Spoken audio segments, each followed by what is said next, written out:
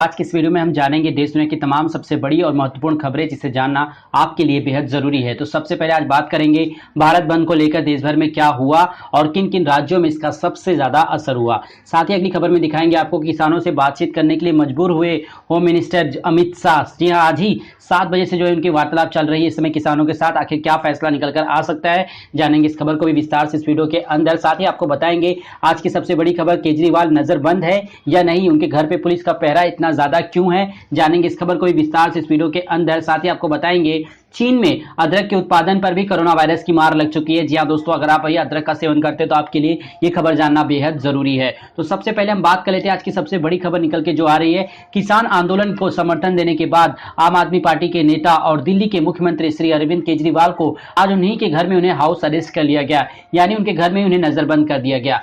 आखिर इसके पीछे क्या वजह है? जी आम आदमी पार्टी ने मंगलवार को आरोप लगाया कि दिल्ली के सीएम अरविंद केजरीवाल को किसान के भारत बंद में शामिल होने से रोकने के लिए केंद्र सरकार के इशारे पर दिल्ली पुलिस ने हाउस अरेस्ट कर रखा है। आपने आरोप लगाया कि किसी को उनसे मिलने नहीं दिया जा रहा है। हालांकि दिल्ली पुलिस ने इस आरोप का खंडन किया, लेकिन केजरीवाल के आवास पर पहुंचे उप मुख्यमंत्री मनीष सिसोदिया ने साफ कहा कि उन्हें भी सीएम से मिलने नहीं दिया जा रहा है। इस दौरान सिसोदिया की पुलिस अफसरों से जमकर बहस भी हुई, वह कार्यकर्ताओं सहित धरने पर भी बैठे। यानी कहीं ना कहीं यहाँ पे नरेंद्र मोदी की सरकार द्वारा इस प्रकार की जो है रणनीति अपनाई गई कि आखिर किसान आंदोलन को किस प्रकार से फीका किया जा सके। देश के सबसे बड़े क्रांतिकारी के रूप में उभरे अरविंद केजरीवाल जहां दिल्ली में सत्ता पक्ष है और दूसरी तरफ उन्होंने किसान आंदोलन को समर्थन भी दिया, जिसके बाद भाजपा की तरफ से उन्हें जो है नजरबंद कर दिया गया।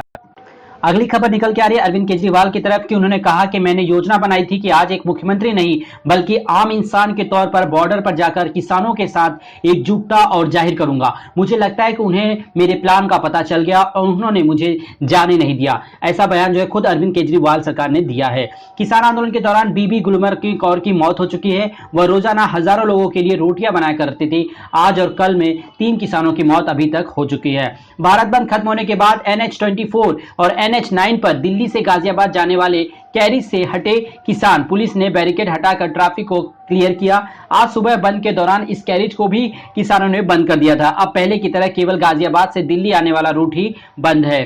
केंद्रीय स्वास्थ्य मंत्रालय ने सचिव राजेश भूषण ने बताया कि कुछ वैक्सीन कैंडिडेट्स को अगले कुछ हफ्तों में लाइसेंस मिल सकता है। कोविड-19 टीकाकरण की तैयारी के संबंध में वो बिन सॉफ्टवेयर पर अग्रिम मोर्चे के स्वास्थ्य कर्मचारियों के बारे में आंकड़ा अपलोड करेंगे। अगली सबसे बड़ी खबर आ रही है शरद पवार की तरफ से। राष्ट्रीय कांग्रेस पार्टी के अध्यक्ष शरद पवार ने विभिन्न राजनीतिक दलों के नेता राष्ट्रपति रामनाथ कोविंद से मुलाकात करने से पहले कृषि कानून पर चर्चा करेंगे और सामूहिक रुख अपनाएंगे। विपक्षी दलों के नेताओं ने बुधवार को कोविंद से मिलने और 3 कृषि कानूनों के बारे में उन्हें अपनी चिंताओं से अवगत कराए जाने की संभावना है। पवार ने संवाददाताओं से कहा कि राष्ट्रपति रामनाथ कोविंद से मुलाकात करने से पहले कृषि कानून का विरोध करने वाले विभिन्न राजनीतिक दलों के नेता के साथ चर्चा करेंगे और सामूहिक रुख अपनाएंगे कि आखिरकार इस बिल को वापस सरकार कैसे लेगी। अगली खबर निकल के आ रही, स्वास्थ्य सचिव ने कहा कि हमने वैक्सीन के उत्पादन कम से कम समय में हर एक शख्स तक उसे उपलब्ध कराने के लिए व्यापक तैयारी कर लिखी है। तो दूसरी तरफ सबसे बड़ी खबर निकल कर आ रही है, प्रधानमंत्री नरेंद्र मोदी ने कहा है कि राज्य और केंद्र सरकार मिलकर फैसला करे कि कोरोना की कितनी कीमत तय की जाए, यानी कि कोरोना वैक्सीन की कीमत अब ली जाएगी। जहां कि कोरोना को जो है वैक्सीन को मुफ्त करने की बात खुद बीजेपी और प्रधानमंत्री नरेंद्र मोदी कर चुके अपने चुनावी भाषण में, तो क्या वो भी एक जो है चुनावी मुद्दा था या फिर एक लुभावना वादा बनाकर चल दिया? जी हाँ, इस समय देश में सबसे बड़ी समस्या यह है कि कोरोना की वैक्सीन आ चुकी है, लेकिन उसे अब लगाया कैसे जाए, क्योंकि उसके अब पैसे देने होंगे। यानी कि पहले जो सरकार ने कहा था कि आपको कोरोना की वैक्सीन मुफ्त दी जाएगी, अब उसके पैसे तय करने के लिए खुद प्रधानमंत्री नरेंद्र मोदी ने जो है इसकी बात जो है ट्विटर के माध्यम से शेयर की है। अगली खबर निकल के आ रही है, अदरक उत्पादन को लेकर चीन में कोरोना की एक बार फिर से मार बैठ चुकी है। जी हां, कोरोना वायरस की महामारी का असर न सिर्फ लोगों की जिंदगियों पर बल्कि उत्पादों और उनके कारण आपूर्ति पर भी लगा हुआ है। साल के इस वक्त में जब दुनिया के कई हिस्सों में क्रिसमस की तैयारी की जा रही है तो अदरक यानी जिंजर की कमी पैदा हो गई। दरअसल क्रिसमस का एक खास हिस्सा होता है जिंजर ब्रेड का, यानी अदरक की कमी के चलते लोग जिंजर ब्रेड भी नहीं बना पा रहे हैं। जी हाँ दोस्तों, इस समय जो है अदरक के उत्पादन में काफी ज्यादा कमी आ चुकी है, जिसकी वजह से अदरक की कीमतों में भी इजाफा हो रहा है और आने वाले समय में आपको इसकी कीमतों में काफी ज्यादा छलांग लगाते हुए दिखाई देगा। अगली सबसे बड़ी खबर आ रही है एक नए रूल्स के बारे में। जी हां, 1 अप्रैल से लागू होगा एक नया वेज रूल। जानिए क्या होगा इसका फायदा और नुकसान। जी हम बात कर रहे हैं अगले साल यानी 2021 में अप्रैल महीने से नया वेज रूल यानी वेतनमान का नियम लागू होगा। इसकी वजह से न केवल प्रोविडेंट फंड, ग्रेचुइटी और हाथ में आने वाली सैलरी पर असर पड़ेगा, बल्कि भारत के फॉर्मल सेक्टर यानी इंडियन इनकॉर्पोरेशन की बैलेंस शीट पर भी इसका असर पड़ेगा। सरकार ने पिछले ही साल संसद में वेज कोड पारित किया था और कंपनसेशन के नए नियम उसी वेज कोड का हिस्सा था। इन नई व्यवस्थाओं के कुछ फायदे होते हैं तो कुछ नुकसान भी होते हैं। बदल जाएगी सैलरी स्ट्रक्चर। जी हाँ, इस नए नियम के बाद आपकी सैलरी का जो परिभाषा है वो बदल जाएगी, जिसमें प्राइवेट सेक्टर में काम करने वाले एग्जीक्यूटिव्स की सैलरी भी शामिल है। नए नियम के तहत तमाम भत्ते कुल मिलाकर सैलरी के 50% से अधिक नहीं हो सकते, यानी अप्रैल 2021 में कुल सैलरी में बेसिक सैलरी का हिस्सा 50% या उससे अधिक रखना होगा। ये नया वेज रूल आने के बाद सैलरी में जो एक बहुत बड़ा बदलाव देखने को आपको मिल सकता है।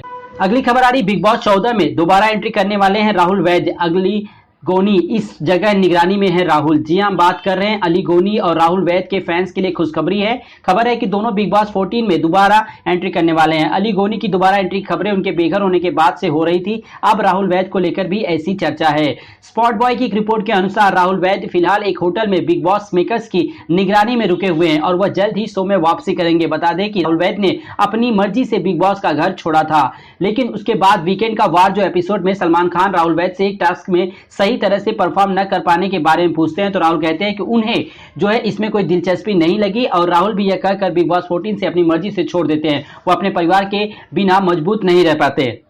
अगली सबसे बड़ी खबर आ रही स्पोर्ट्स जगत से यानी खेल जगत से। ऑस्ट्रेलिया ने जीता तीसरा टी20 मैच और भारत ने 2-1 से किया सीरीज पर कब्जा। बात करें भारतीय कप्तान विराट कोहली ने टॉस जीतकर ऑस्ट्रेलिया को पहले बल्लेबाजी के लिए आमंत्रित किया। मेजबान ऑस्ट्रेलिया ने 20 ओवर में 5 विकेट पर 186 रन बनाए। भारत को जीत के लिए 187 रन का टारगेट दिया गया था। भारतीय टीम विराट कोहली 85 रन के शानदार प्रदर्शन के बावजूद 7 विकेट खोकर 174 रन ही बना सकी और 12 रन से मैच हार गई। विराट का दमदार प्रदर्शन यहां पर देखने को मिला। भारतीय कप्तान विराट कोहली के दमदार प्रदर्शन किया और 66 गेंदों पर 4 चौके और 3 छक्के लगाते हुए 85 रन बनाए। उन्होंने अपने पारी के 12वें ओवर की अंतिम गेंद पर सिंगल लेकर टी20 इंटरनेशनल करियर में अपना 25वां अर्धशतक पूरा किया। विराट ने शिखर धवन 28 के साथ दूसरे विकेट के लिए 74 रन जोड़े। विराट ने डैनियल सैम्स की पारी के 16वें ओवर की लगातार 2 गेंदों पर 2 छक्के जड़े और अपने मजबूत जो है जाहिर किया। इसी ओवर के अंतिम गेंद पर हार्दिक पांड्या 20 ने भी 6 जड़ा। विराट और पांड्या ने 5वें विकेट के लिए 44 रन जोड़े। विराट की पारी को 19वें ओवर की पहली गेंद पर एंड्रू टॉय ने डैनियल सैम्स के हाथों कैच करा दिया और उसके बाद भारत की उम्मीदें जो थी वो छूट गई और उसके बाद भारत जो है ये मैच हार चुका। अगली सबसे बड़ी खबर आ रही कोरोना वैक्सीन को लेकर। स्वास्थ्य मंत्रालय ने कहा एक बहुत ही बड़ा बयान, बस वैज्ञानिकों से हरी झंडी मिलने का है इंतजार। जी हां, बात कर रहे हैं हम इस समय केंद्रीय स्वास्थ्य मंत्रालय ने कहा वैज्ञानिकों से हरी झंडी मिलने के बाद ही बड़े पैमाने पर शुरू कर देंगे कोविड-19 वैक्सीन का उत्पादन। भारत में रोजाना किए जा रहे ट्रायल में 6 वैक्सीनों ने दिए प्रभावी नतीजे। वैक्सीन के कुछ कैंडिडेट्स को आने वाले हफ्तों में मिल सकता है लाइसेंस। केंद्रीय स्वास्थ्य मंत्रालय ने सचिव सीरम इंस्टीट्यूट ऑफ इंडिया और भारत बायोटेक ने इमरजेंसी यूज अप्रूवल के लिए किया है आवेदन। देश में कोरोना महामारी जो है अब निपटने के लिए पूरी तरह से तैयार हो चुकी है, क्योंकि देश में कोरोना की वैक्सीन जो है आ चुकी है। तो दूसरी जंग सबसे ज्यादा छिड़ चुकी है सोशल मीडिया के माध्यम से, कि जहां प्रधानमंत्री नरेंद्र मोदी ने अपने भाषण में कहा था कि कोरोना की वैक्सीन देश के हर नागरिक को मुफ्त दी जाएगी, तो दूसरी तरफ यहां पर अब खुद प्रधानमंत्री नरेंद्र मोदी ने कहा है कि केंद्र सरकार और राज्य सरकार तय करे कि आखिर कोरोना वैक्सीन की कितनी कीमत वसूली जाए। तो ये कहीं ना कहीं जो है दोगलापन यहाँ पे आपको देखने को मिल सकता है कि आखिर चुनाव के समय जो पार्टियां हैं, बड़े बड़े नेताएं हैं, वो अपने झूठे वादों से कैसे जनता को गुमराह करते हैं और जैसे ही चुनाव समाप्त हो जाते हैं उसके बाद वो अपने असली रूप में आ जाते हैं। तो यहाँ पे आप देख सकते हैं कि पहले कोरोना की वैक्सीन जो है मुफ्त देने की बात कही गई थी, तो अब कोरोना की वैक्सीन के लिए भी आपको पैसे देने होंगे।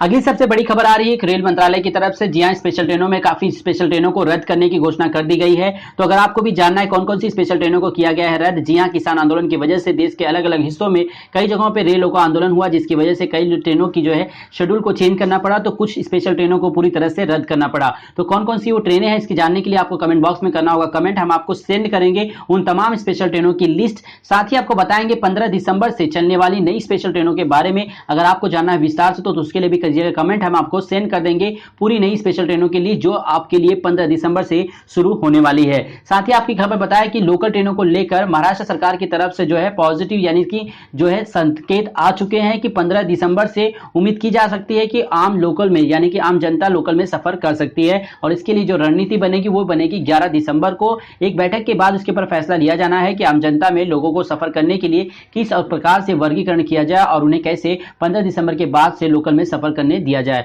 तो दोस्तों आज के लिए इतना ही, उम्मीद करता हूं आज का वीडियो आपको पसंद आया हो तो वीडियो को लाइक करो दोस्तों, साथ ही चैनल को सब्सक्राइब कर लीजिए क्योंकि हम आपके लिए लेकर आएंगे देश दुनिया की सभी खबरें सबसे पहले आपके लिए स्मार्ट नौकरी